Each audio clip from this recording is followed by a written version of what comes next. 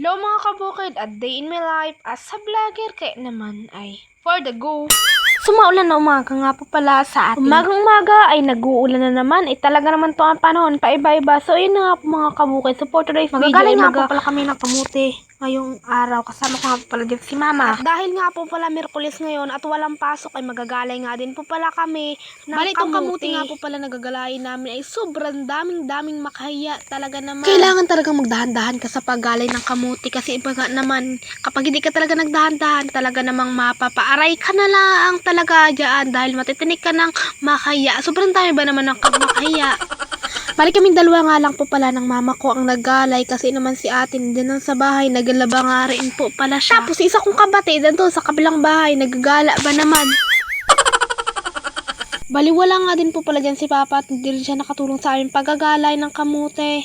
Dahil nga ay nag-aararo siya ng pagtataniman. Pagkatapos ko nga po palang maggalay, pumunta po muna ako din kay Papa. Kasi naman po guys, nag-aararo nga daw po pala siya dito. Tapos mayroon nga rin po pala itong kubo-kubo. Bali dito nagkukulong yung mag-iitik. So yun na nga po guys, bali nasira nga raw po pala yung araro ni Papa. Kaya naman mag-stop muna siya So yun na nga po mga kapukid, fast forward nga po. So ayun nga po, nagtatanim na nga po pala dyan si Papa dyan ng kamuti. Bali ang gamit niya po ay yung pala. So guys, kabilis nga rin po pala magtanim ni Papa ng kamuti. Wow, pag isang pala niya lang, tapos ilagay niya ng kamuti, tapos yun, tambakan niya lang unti. O, diba? Ang kabilis.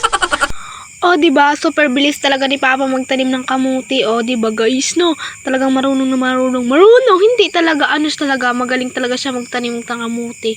Magaling. Sanay na sanay kasi yun. Kasi naman, bata pala kami, ay babulal na naman ako. Lintik na pag-ibig. Uy, kumanta. So, ayun na nga po guys. So, for today's video.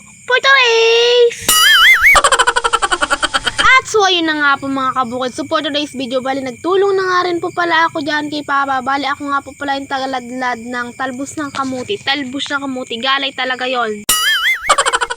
Pagkatapos ko nga po pala ang iladlad yung mga kamuti, ay kinuha ko naman nga ni po pala ay ang pala. Tapos nagtanim-tanim din. Parang di na ata ako marunong magtanim ng kamuti Joke, marunong po pala talaga ako magtanim ng kamuti. No, mga bata pa lang po kasi kami ay nagtatanim na kami ng kamuti. Tinaturuan na kami ni Papa magtanim. Kasi naman, ng mga bata pa po kami ay lagi nagtatanim si Papa ng kamuti. Tapos nagtatanim-tanim din siya ng mga gulay. Tulad ng sitaw, kalabasa, at iba pa. Wow, ganun. At iba pa. At so, ayun na nga po mga kabukid. So, for today's video, sobrang init nga din po pala dyan. Kasi naman tanghali na mga alas 12. Mga alas 12 na ng tanghali. Siyempre, bago po kami umuwi, ay kailangan namin tapusin yan. Kasi malapit na unti na lang naman Kaya naman, tapusin na siyempre. Ginatawanan pa nga po pala ako dyan ni Papa. Kasi naman, sobra daw ang bagal ko magtanim ng kamuti. Sana all, ikaw nang mabilis. Charaw. Pagkatapos nga po pala ng irong oras namin pagtatanim, ay natapos na nga din po pala kami.